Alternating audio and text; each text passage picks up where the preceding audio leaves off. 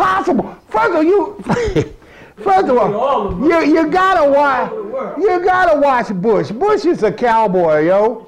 Bush says, listen to me, I'll tell you, if you've got weapons of mass destruction, we're gonna all be mad. Yeah, right. And all the time he buying time. Because one thing we need to learn about war from white people, you got to get the logistics of war in position. Troops, aircraft carriers, triage, body bags, food, shelter, you know, everything need to be put. He said, we got 10 more days to look for those weapons of mass destruction. He said, just like John Wayne's mother, okay? So he said, yeah. Then when they said, what?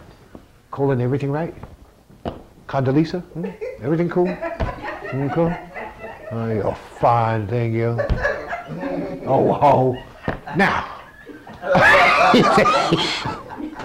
He said, you locked in position? He leaned over the podium. Y'all remember? Saddam, you got 48 hours to get out of there. Now, nothing but a punk can leave. You can't leave. I like you come to my house and say, you got 48 hours to get out of there. Now, I want to go because I don't want to take this butt kicking, right? But I can't. I'm a man. I can't leave. Then they start whooping. Fine. You know, using their bombs, but then there's something that happens. It's called guerrilla warfare. America has never won a guerrilla warfare except for when they were fighting the Punky British in 1775. They can't win. They didn't win in Korea. They didn't win in Vietnam. They can't fight this kind of stuff. It takes heart. That you heard here today, they say there were troops that refused to fight. That been refusing to fight. And the body count is much higher. Anybody remember the Vietnam War? Today, two Americans were killed and 80,000 VC killed. They say, you're right, Walter Cronkite.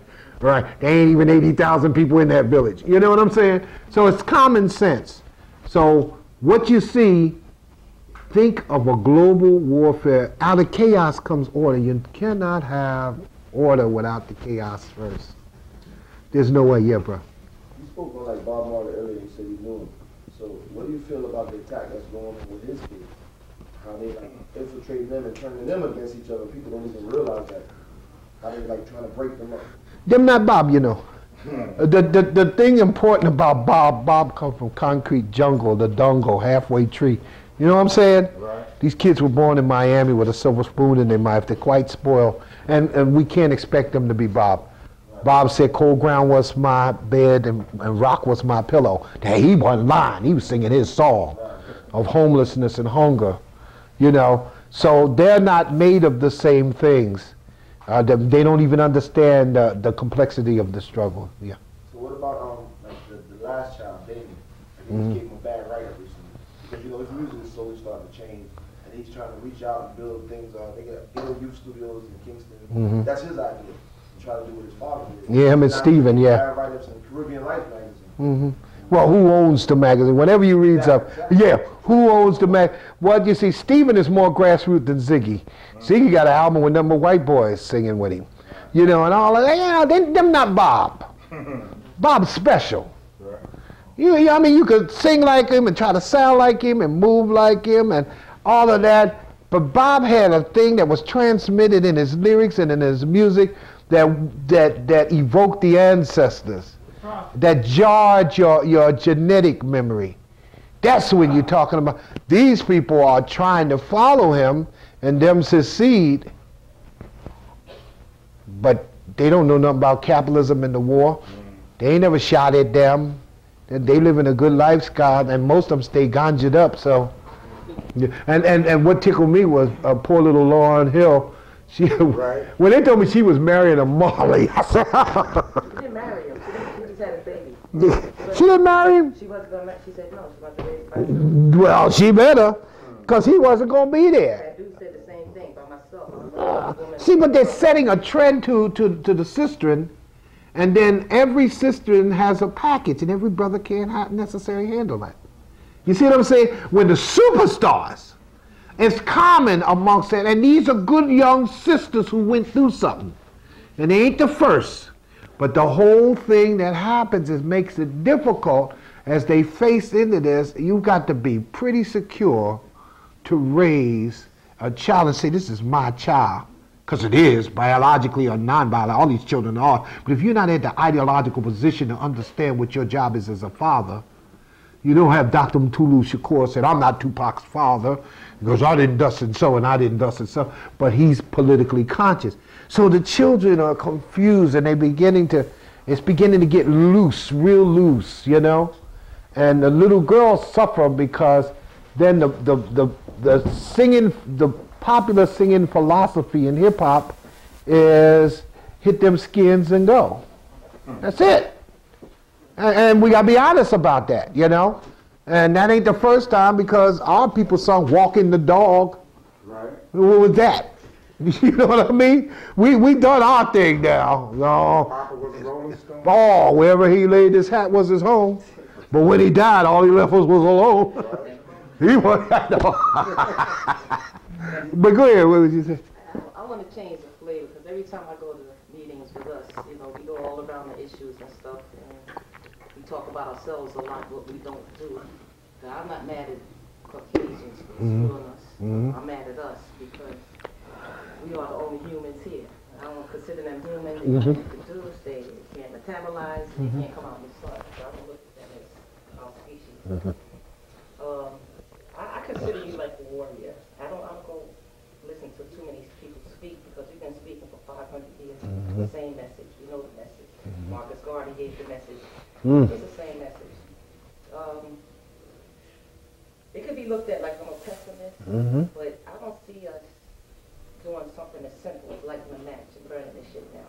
You know what I'm saying? It doesn't take nuclear weapons to create revolution. And I don't know where the warriors are. Besides 90%, I won't say 90, maybe 70% of our black men being faggots. The other ones being punks, and the other ones fronting. We don't have too many warriors. So when you say we need to teach the youth,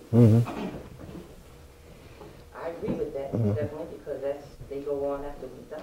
But I don't think there's any other message except we are at war. The biggest trick is convincing you you're not at war. And if we don't understand that revolution is not rhetoric, it is doing something. Do you see us doing something? Oh yeah. Do you see us doing Oh yeah, this youth is spectacular. I'll tell you, because I know that we have an underground. Always did, always will, and is ready. We have an underground. I had a brother take me out to the freeway in California and say, Baba Dell, you see where the freeway is closed up? I said, yeah. They said, well, you know, under there they have personnel carriers and heavy hardware. And I said, and they said it's our job to make sure it never gets to South Central, it never gets to there. There's South side. See, and I, first of all, before I finish, I chastise them for telling me. I say, am I military?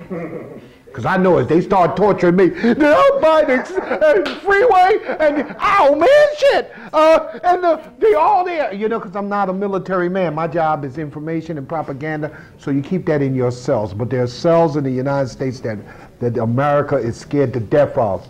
There are, some of those cells was active in guarding Tupac and had to be arrested for them not to pursue the killers. And they are people who were also my bodyguards in New Orleans. There is an underground network. It just like, and it operates on individual cells.